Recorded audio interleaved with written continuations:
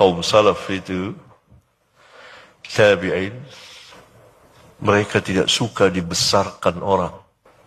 Mereka mengajar. Yang hadir bisa banyak. Tergantung. Ada yang sangat banyak. Bahkan ada yang sampai puluhan ribu orang. Selesai, mereka sendiri. Nggak mau diikuti seperti raja.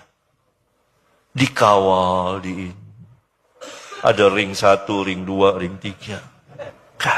Kalau ada yang begitu ngikutin, ditanya sama mereka. Apa hajat antum? Kalau ada hajat mau tanya agama atau apa, silahkan. Kalau nggak hajat, suruh pergi sana. Sendiri dia. Beda dengan ahlul bidah. Ahlul bidah senang dikurubuni orang. Karena maksudnya mentakzimkan syuyukhnya.